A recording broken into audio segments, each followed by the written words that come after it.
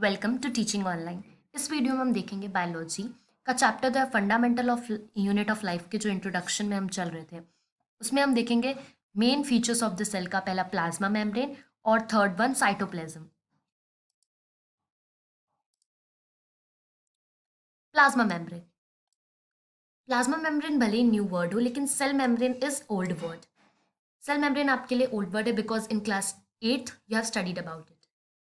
ये होता है सेल। सेल को जो प्रोटेक्टिंग लेयर होती है एनिमल सेल्स के अंदर उसी को कहते हैं हम सेल मेम्ब्रेन। प्लाज्मा मेम्ब्रेन को हम सेल मेम्ब्रेन भी कहते हैं या आप ये कह सकते हो सेल मेम्ब्रेन को हम प्लाज्मा मेम्ब्रेन कहते हैं और साथ में सेलेक्टिवली परमिएबल मेम्ब्रेन कहते हैं। ये इसके 3 नेम्स हैं। तो सेल जो होता है और प्लांट ये है प्लांट का सेल। प्लांट का जो सेल होता है उसके ऊपर 2 कवरिंग होती है। एक होती है सेल मेम्ब्रेन की यानी प्लाज्मा मेम्ब्रेन की और एक होती है सेल वॉल की। तो अभी हम सेल मेम्ब्रेन के बारे में स्टडी कर रहे हैं।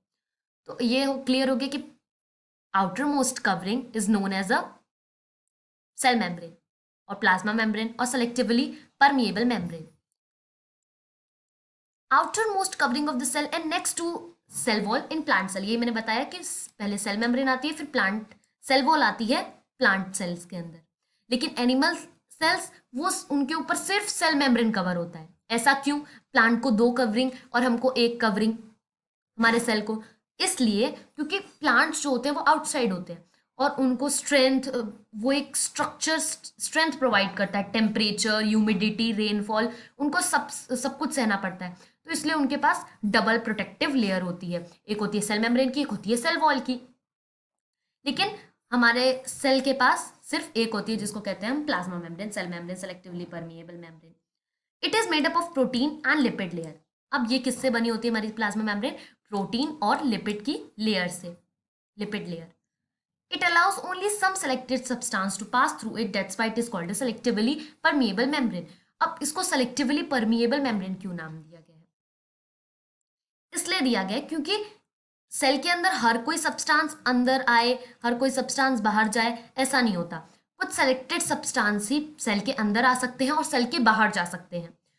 जैसे वाटर और गैसेस में भी कोई भी गैस अंदर नहीं आ जाएगी। CO2, O2 वो उनका होता है सेलेक्टेड पार्टिकल्स को ही वो अंदर और बाहर जाने देते हैं। इसलिए इसको हम सेलेक्टिवली परमिएबल मेम्ब्रेन भी कहते हैं।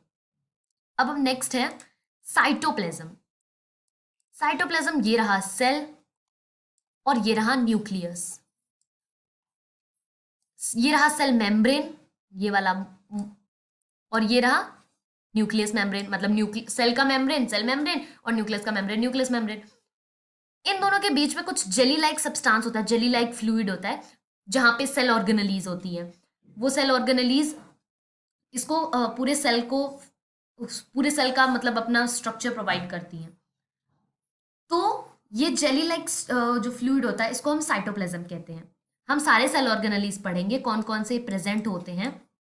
जैसे हमारे बॉडी में ऑर्गन्स हेल्प करते हैं सारा काम करने के लिए, वैसे ही सेल के अंदर सेल ऑर्गेनेलीज प्रेजेंट होते हैं। तो cytoplasm, the space between the membrane and the nucleus is filled with the colloidal liquid जिसको हम कहते हैं cytoplasm. It contain the water, organic and inorganic substance. All biochemical reaction occur in the cytoplasm contain the cell organelles. जितने भी biochemicals reactions होते हैं cytoplasm के अंदर वो कंटेन सेल ऑर्गेनेलीज, वो सेल ऑर्गेनेलीज कंटेन करती हैं। सेल ऑर्गेनेलीज क्या है वो सब हम बाद में देखेंगे। So thank you.